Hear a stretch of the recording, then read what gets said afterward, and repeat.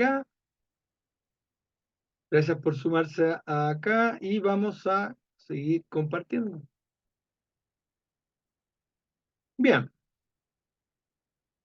entonces la dinámica que vamos a comenzar a analizar ahora la denominé cultura y poder, ¿vale? Y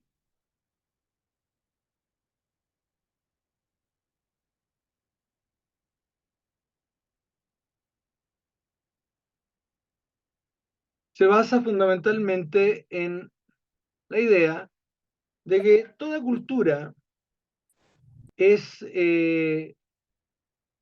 friccionante o controvertida, ¿no?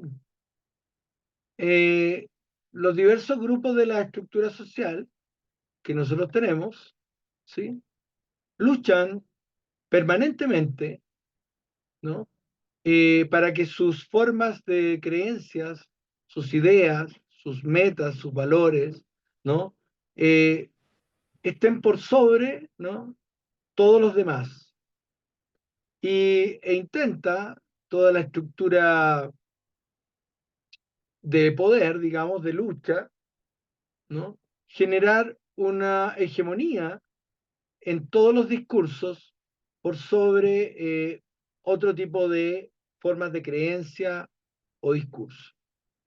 Incluso los símbolos comunes pueden entrañar significados sumamente fuertes, ¿no? Por ejemplo, yo puse acá los casos, ¿no? Está acá de Angélica Porras, que es una abogada de derechos humanos ecuatoriana, ¿sí? Que formuló una crítica muy fuerte hacia la fiscal Diana Salazar. Angélica Porra es una abogada de derechos humanos que lleva una larga trayectoria y que intenta poner una discusión en los medios de comunicación acerca de Diana Salazar. ¿Qué pasa en esta tensión, no?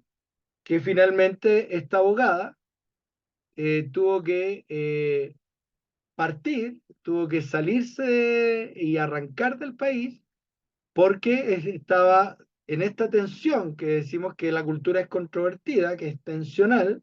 En esta tensión, los grupos y las formas de organización, ¿no?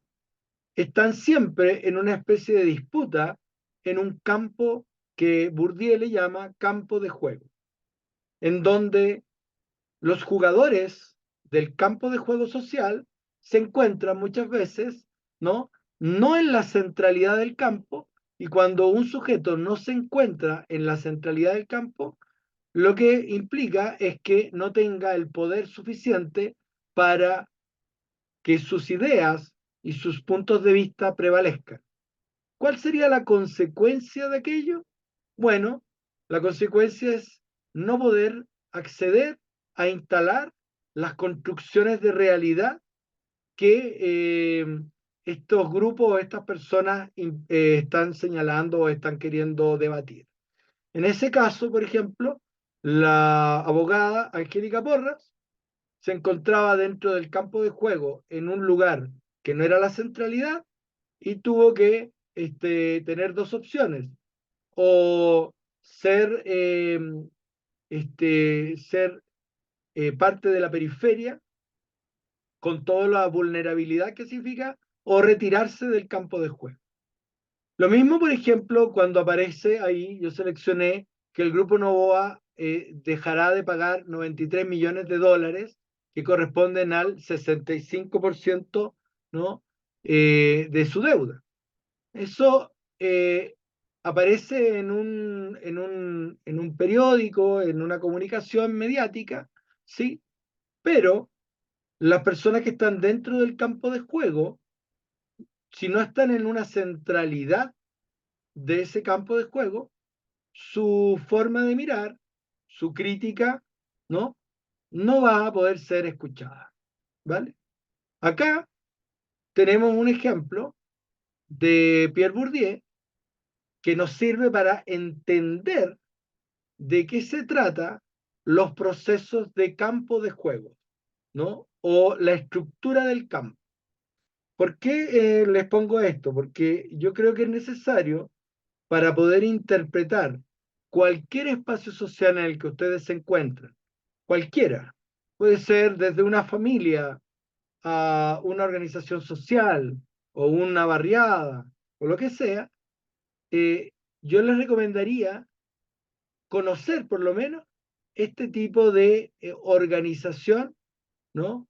Para comprender cómo está estructurado un territorio, ¿no? Pues bien, acá tenemos a Pierre Bourdieu. Pierre Bourdieu, un sociólogo, ¿no? Que tendríamos que decir que nace como en 1930 aproximadamente, ¿no? Eh, y es uno de los sociólogos más famosos y más destacados que yo creo que vale la pena leer, ¿sí? Entonces voy a explicar un poco que todo campo de juego es, o todo campo, ¿no? Como señala Bourdieu y como anoté por ahí, es un espacio social que tiene sus propias reglas, que tiene su forma de estructurar y de luchar internamente, ¿no? Por ejemplo, tenemos campos académicos, como al que yo pertenezco, ¿no? Tenemos campos también de corte religioso, ¿sí? Tenemos también campos políticos, diferentes formas de campo. ¿Qué es un campo en el fondo? Es una forma de organización en donde se aglutinan ciertos grupos humanos que tienen intereses en común, intereses en común. Entonces, uno ya no puede seguir analizando las situaciones políticas, económicas, ¿no? Etcétera, sin tener un orden en el pensamiento de cómo uno tiene que entender que se estructuran estas contiendas o estas luchas, ¿no? La propuesta de acá es pensar siempre en que existe un campo, como si fuera un campo, por ejemplo, de fútbol, ¿no? Del Olímpico de Atahualpa, ¿no? Un campo en donde, por ejemplo, en la problemática social en la que ustedes se encuentran, en las problemáticas de reflexión social, como trabajadores y trabajadoras sociales, ¿no? Ustedes están dentro de un campo de juego, el campo de juego del conocimiento del saber social. Entonces, dentro de ese campo de juego, los individuos compiten por diferentes formas de obtención de capital. ¿Qué significa eso? No es el capital entendido como el dinero, ¿no? Sino que el capital entendido como bienes que se pueden adquirir y que tienen los sujetos dentro de un campo de juego, pero que los hace jugar en posiciones mejor o peor dentro del campo. Por ejemplo, ustedes dicen, bueno, ¿y a mí qué me interesa? Por ejemplo, ustedes, cuando están haciendo una maestría, están dentro del campo de juego del conocimiento social, agarrando ¿qué? Capital. ¿Qué capital podrían estar agarrando ustedes? Bueno, podrían estar adquiriendo un capital de tipo cultural, ¿no? ¿Por qué? Porque el capital cultural, ¿m? Es que está aquí, si lo ven, acá lo voy a marcar. El capital cultural está contenido como conocimientos, como habilidades, como educación y cualquier capacidad intelectual. ¿Por qué usted está adquiriendo el capital cultural? Pues ¿por qué? Porque el capital cultural le va a redituar en un capital posiblemente económico, ¿no? Y de mejores posibilidades financieras. ¿Y eso qué significa? Que cuando usted está adquiriendo un capital cultural como la maestría, ¿ah? Le va a traer seguramente mejoras en el capital económico y eso le trae un capital social. ¿Qué es el capital social? Es el capital de las interacciones y relaciones sociales que usted puede tener y puede mejorar. ¿Por qué? Porque a usted le interesa tener mejor relación para poder escalar y hacer una carrera de su profesión y llegar a lugares que va a tener un mayor rédito económico, ¿no? Gracias a su capital cultural que está adquiriendo hoy. Y todo eso que usted está adquiriendo, ¿no? Le va a traer como consecuencia un capital de tipo simbólico. ¿Por qué? ¿Qué es el capital de tipo simbólico? Es la suma de todos los demás capitales juntos. Es decir, van a decir, ah, pero Israel, pero Fabiola, pero Oscar, etcétera, son magíster, tienen, qué sé yo, una cantidad de conocimiento, entonces ellos saben y entonces ellos están en una jerarquía superior y Verónica, y Sara, y Jessica, ¿me entienden? Entonces va a haber un prestigio. A eso le llaman capital simbólico. Entonces, en un campo de juego, como una cancha de fútbol, ¿no? En donde hay grupos que están más a la periferia y grupos que están más a la centralidad, ¿sí?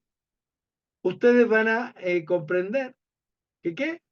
Que si ustedes están más a la centralidad de un campo de juego, tienen mayores posibilidades de tener, ¿no? Un poder, ¿sí? Pero si ustedes están más hacia la periferia del campo de juego, ¿no? Si ustedes están, por ejemplo, porque no han estudiado, porque ¿qué no tienen para no estar en la centralidad? Capital, acumulación de capitales. ¿Sí se entiende? Este es el campo de juego y estos son los agentes sociales, esta bolita que yo estoy moviendo acá, no sé si la ven, son los agentes sociales como ustedes. Pero si usted está muy afuera, por ejemplo, ¿quién está afuera en el campo académico, casi en las orillas? Los estudiantes. Los estudiantes están casi en la periferia, sobre todo cuando ingresan en el primer año, ¿no? Claro que sí. Ellos están muy a la periferia, pero cuando están ya en cuarto semestre de su carrera, en el campo académico, por ejemplo, una facultad o algo así, están mucho más en la centralidad, ¿cierto? Entonces se van desplazando. Cuando un estudiante después se titula, está por acá.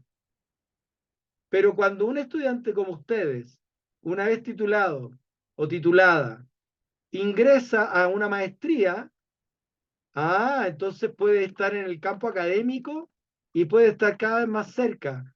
Y si usted está haciendo clases después, puede estar más cerca. Y si usted después saca un PhD, finalmente puede estar muy cerca. Si a usted la eligen como directora de carrera, puede estar bien cerca del poder. Y si usted es la decana, está por aquí. O si es rectora. Es decir, su voz, sus creencias, ¿no? Son las que crean la realidad del campo de una parte del campo de juego. ¿Sí se entiende? Pero también está el campo político. Por ejemplo, un novato político. No sé, me acordé de algún joven que estaba, por ejemplo, en el municipio, recién ingresado como concejal. Está por acá en la periferia, pero luego puede ir avanzando. ¿Y qué significa que vaya avanzando? Va adquiriendo ¿qué? ¿Qué va adquiriendo, compañeros, compañeras? Capitales. Va adquiriendo, va teniendo por ejemplo, va haciendo cursos como ustedes, va teniendo con esos cursos un mayor capital cultural, con esos cursos va teniendo un mayor capital de tipo económico. Luego, ese capital económico, cultural, a la vez va juntando capital social, porque te vas juntando con otras personas, te van presentando gente importante que tiene poder, ¿no? En el campo de juego. Y finalmente lo que vas a obtener es la suma de todos los capitales, es decir, el capital de tipo simbólico, ¿ah? Que es el prestigio, que dicen, oiga, pero si esta persona es muy prestigiada, ¿no? esto que estoy señalando nos sirve como herramienta para ordenar cualquier tipo de estructura social que usted quiera ordenar.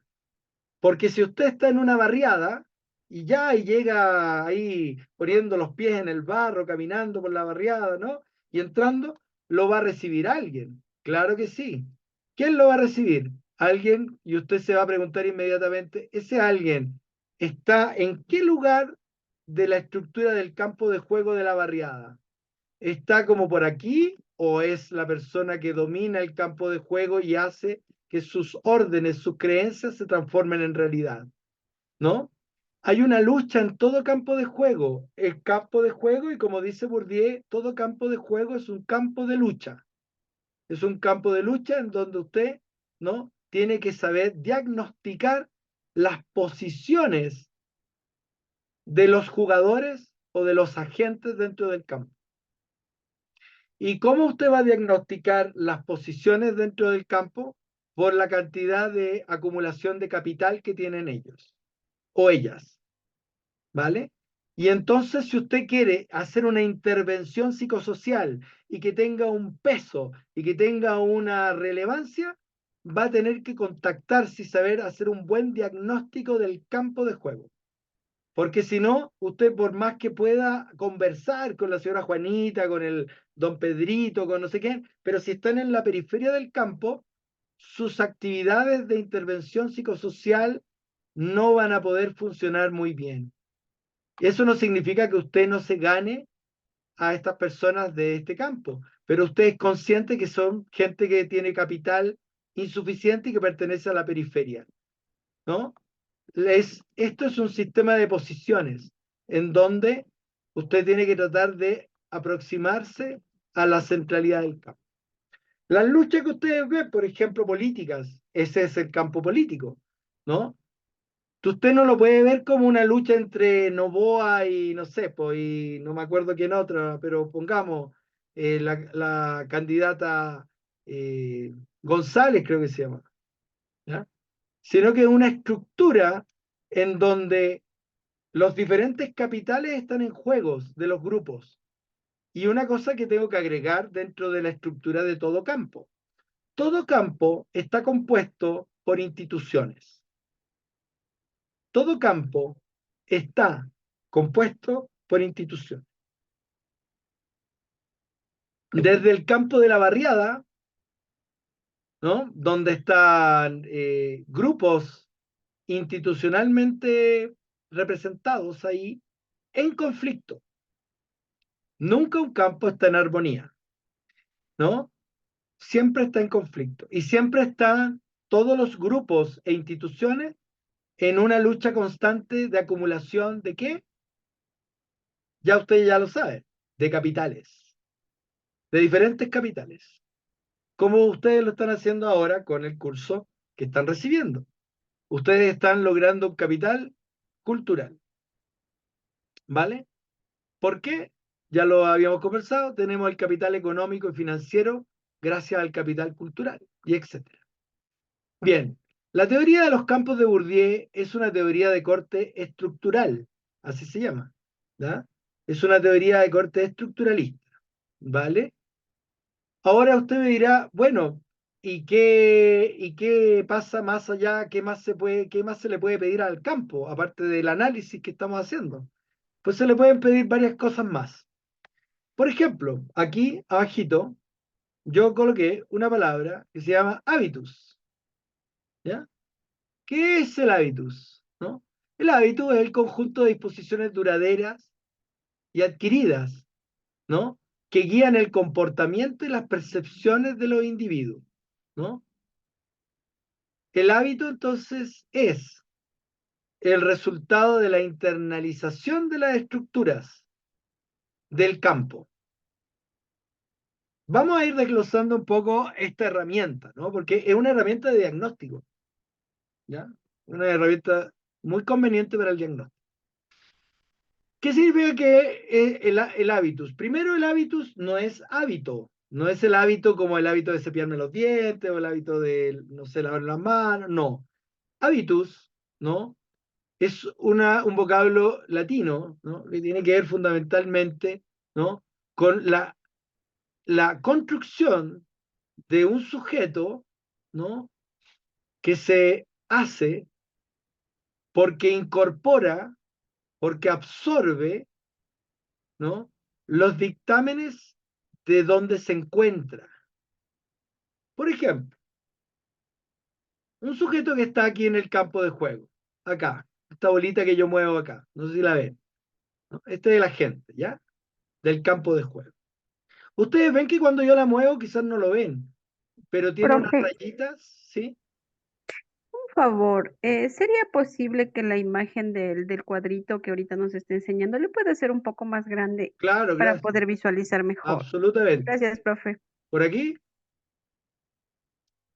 ¿Está bien ahí? Cuéntame, Sí, Jessy. profe. Sí, sí, Ya, ahí sí, profe, gracias. ya, súper. Vamos a poner a Bourdieu por acá al ladito.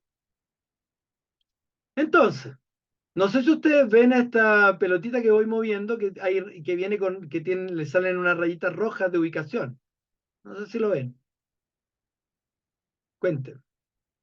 Si ven que lo voy moviendo y Sí, se van moviendo unas líneas como sí, unos profe, sí se cuadrantes, va ve. señalando unos cuadrantes. Pues bien, imagínense que este es un agente social. Imagínense que usted es uno de ustedes, ¿ya? Que se está moviendo en el campo de juego. Aquí en el campo de juego hay instituciones, ¿no? Por ejemplo, vamos a poner acá una, ¿no? Una institución. Pongamos que esta institución la vamos a poner de color amarillo, ¿no? A ver si logro poner. Bueno, con borde amarillo. Le vamos a poner borde amarillo. ¿Ya? Relleno, profe. Ahí se Sí, le cambió el pero color. como estoy compartiendo pantalla, no me permite acceder hasta tan Ah, arriba porque después se me desaparece mi pantalla. Pero bueno, la idea es que pongamos esta en el MIES. ¿Ya? Algunos de ustedes conocen el MIES, ¿cierto? Por casualidad. Bueno, el MIES. ¿Ya? Tenemos acá el MIES. Y tenemos otras instituciones. Por ejemplo, tenemos una ONG en Triangulito. ¿Ah? Vale. Tenemos una ONG. Entonces, ustedes tienen acá unas estructuras que son instituciones que están dentro del campo. ¿Qué están haciendo las instituciones acá dentro del campo de juego? Pues las instituciones están tratando de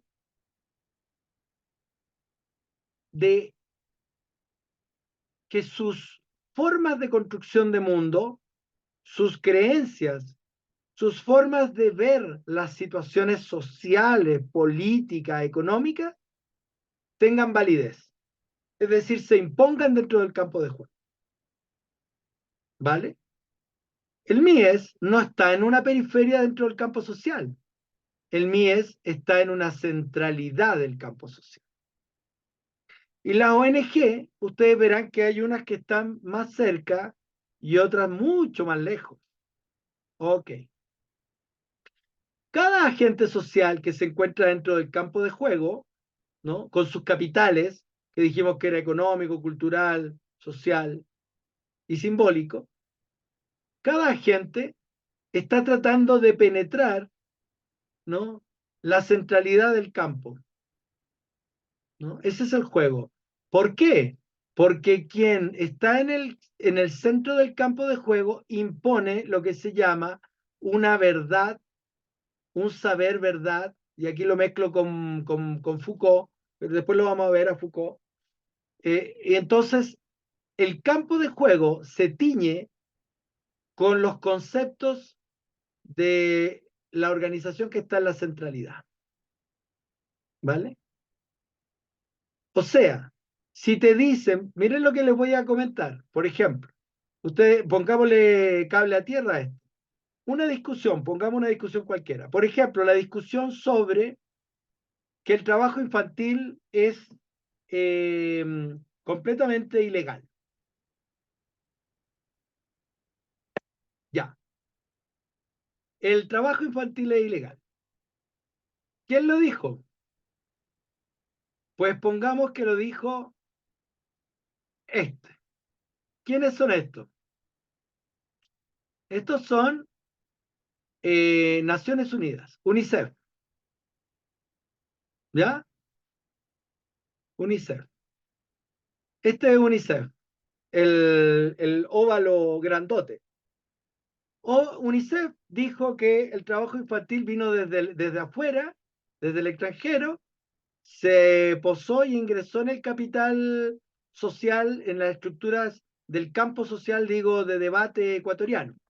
Y le dijo al MIES, ¿sabe qué? El trabajo infantil es ilegal y yo domino el campo de juego y yo digo que el concepto de trabajo infantil ilegal es el que se va a imponer en todo el Ecuador. ¿Sí se entiende? Quien domina el capital y el campo, en un campo social, por ejemplo, como el que estamos viendo, es el que pone los conceptos con los cuales el resto va a marchar. Pero pongamos que una ONG, aquí hay un sujeto, un agente social, que está dentro de una ONG, pongamos que está bien a la periferia de esta ONG. Dice, pero disculpen, ¿no? Todo el campo se tiñe del color de que el concepto de que el trabajo infantil es ilegal y que no corresponde y que afecta a los jóvenes, su desarrollo, toda la cuestión, ¿tá? Se tiñe todo el campo de discusión, porque está en la centralidad de este grupo. Y el MIES le sigue la men, ¿por qué? ¿Por qué le sigue la men a la UNICEF? Porque el gobierno necesita billete del Fondo Monetario, que lo vean bien, que no tenga conflicto. Entonces le dice, claro, claro, nosotros estamos de acuerdo con usted. Perfecto. Pero aquí hay una ONG chiquitita, chiquitita, chiquitita que tiene un agente social. Y este agente social, ¿no? Está en la periferia y tiene un hábitus, un hábitus. ¿Qué hábitus tiene? O sea, vamos a desglosar. Que tiene que internalizada estructuras del campo, ¿ya? De un campo social, ¿sí? Internalizado, y tiene prácticas internalizadas, raciales, de clase social, ¿ya? A esta persona. Pongamos que esta persona es una gente que es una afroecuatoriana, ¿ya? Que tiene incorporado su racialidad, que tiene incorporada su cultura, que tiene incorporado un montón de cosas que las estructuras sociales de donde ella nació, ¿no?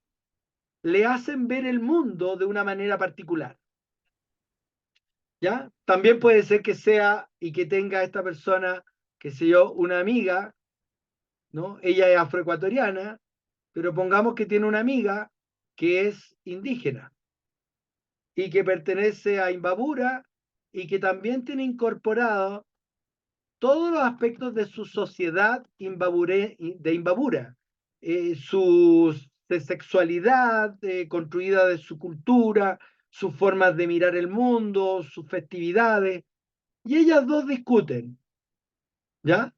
Y desde su disposición de hábitos, de su estructura incorporada, ellas piensan, porque desde chiquitita a ella le ha tocado trabajar. Ellas trabajaron desde los 9 años, 10 años, 11 años ya estaban trabajando. Entonces ellas empiezan a cuestionar el discurso oficial de la UNICEF, que es transmitido por quién? Por el MIES. El MIES y la UNICEF, los conceptos, cualquier concepto viene de acá de la centralidad. Y entonces ellas dicen, pero ¿sabe qué? Sí, está bien, el trabajo infantil es complicado, pero resulta que muchos niños en los países latinoamericanos ayudan a sus familias e inclusive se pueden pagar sus estudios con el trabajo. Y dicen que es ilegal. ¿No será que mejor sería ilegal que no tuvieran, por ejemplo, leyes que regularicen el trabajo, que no tengan protección? Empiezan a cuestionar, ¿no? Estas personas, ¿ah? Porque vivieron una realidad que no es la transnacional de la UNICEF. Porque ¿quiénes son los de la UNICEF? Por ejemplo, mucha gente que es suiza, que es francesa, que es qué sé yo, ¿me entiendes? Que nunca, cuando pequeñito y pequeñita, le ha tocado tener que trabajar para un plato de comida. ¿ya? Pero resulta que por acá, esta afroecuatoriana que pertenece a esta ONG y esta persona que pertenece a una comunidad indígena de Imbabura, que también está en una ONG, que se pagó sus estudios, que trabajó desde chiquitita, qué sé yo, ¿no? Empiezan a decir, o sea, sí, el trabajo infantil es complicado, pero ¿no será que hay que, en lugares latinoamericanos, quizás ponerle leyes, ponerle, organizarlo de otra manera, pero así prohibirlo como a rajatabla? Y no les cree al discurso de la UNICEF. Entonces, estas señoras pertenecen a una ONG, pero ¿cuál es el problema? Que esta ONG está en la periferia del campo de juego. Está muy en la periferia. La pregunta que le hago, ¿esta ONG va a influir sobre la opinión del campo del pensamiento social en Ecuador? No, no, porque no está en la centralidad. En cambio, esta ONG que está aquí, más cerquita, sí. Pero algunas veces las ONG se juntan en reuniones. Y puede ser que la crítica que tenían de la experiencia de hábitus vivida por esta afroecuatoriana y esta mujer indígena empiece a influir de a poquito en esta otra ONG que está más en la centralidad. Y empieza a cuestionar un poquito esto. Y esta ONG que estaba más cerca de la centralidad puede portar de alguna manera esa voz. Pero como Bourdieu dice que este es un campo de lucha, de acumulación de capital, quien manda se impone e impone que una verdad. Y esa verdad es un paradigma que no se cuestiona. Es decir, es muy difícil porque en un campo de lucha lleno de instituciones, ¿no? Y lleno de instituciones poderosas, ¿no? Tiene que haber una acumulación de capital de parte de estas agentes sociales.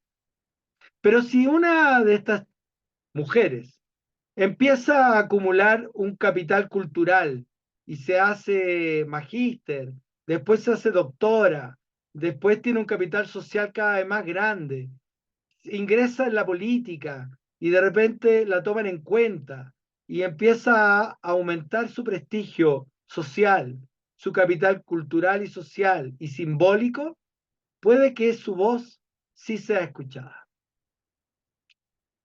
Y quizás no logre estar tan imponiendo su verdad, pero puede hacer una gran influencia dentro de la discusión del campo, de las discusiones de las ciencias sociales y en especial de la niñez o de las violencias o de la infancia, etcétera.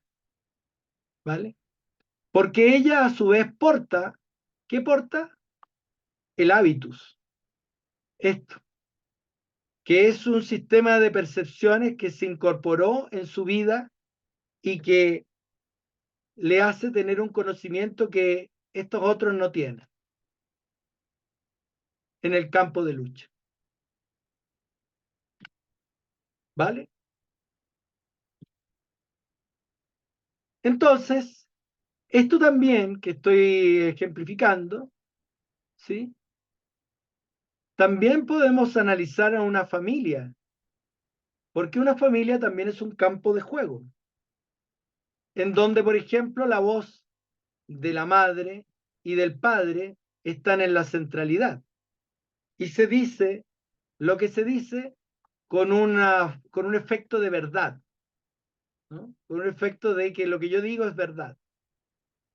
Y ustedes van a ver que hay hijos que están más cercanos a la centralidad, como por ejemplo habitualmente son los hijos mayores, e hijas e hijos que están más en la periferia del campo, sin una voz de verdad, ¿no? Y los niños ¿qué tienen que hacer para buscar el poder dentro de su campo familiar? Aliarse con alguien del campo y acercarse a alguien dentro de este campo. Una familia es un campo de juego, es un campo de lucha, igual que cualquier otro campo, en donde la verdad y las realidades son construidas a través de la imposición de los discursos. Quien impone su discurso es quien domina el campo y genera una verdad.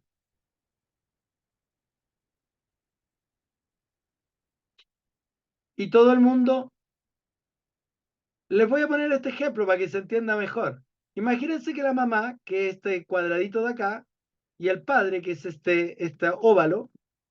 El padre es, por ejemplo, no sé, pongamos que el padre es católico, apostólico romano, el padre. Y pongamos que la madre es, no sé, evangélica, ¿no? Y sin saberlo, los dos se juntaron, ¿ya? Esto es bastante importante, porque depende quién impone su verdad en el campo familiar, es quién va a dominar las creencias del grupo familiar. Y estos niños que están acá, ¿sí? Van a replicar la estructura social de quien tenga el dominio dentro de la ideología del campo. Y las festividades, sus hijos a su vez, es decir, los nietos de esta pareja, etcétera, las creencias ideológicas, las creencias políticas, lo que sea, va a tener una dominancia según quien domine este campo de juego. ¿Con qué? Con sus estructuras de discurso. Ustedes han visto, por ejemplo, las familias que van y pasan, por ejemplo, ciertas festividades más hacia la familia del padre que hacia la familia de la madre. Se replican y se transmiten ideologías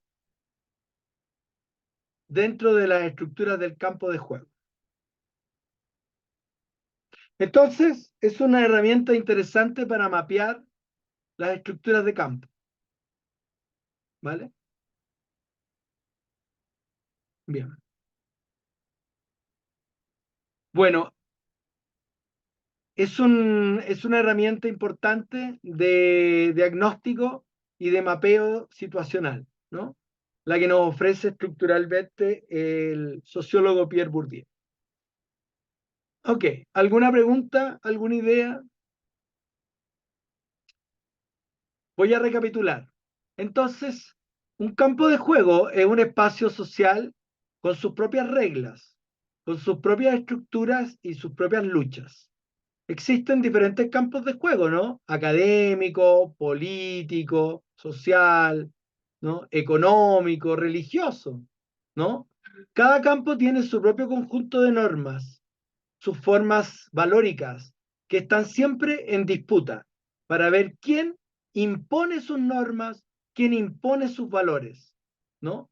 Dentro de todo campo tenemos que los agentes sociales que habitan ese campo, que se mueven en ese campo, ¿no?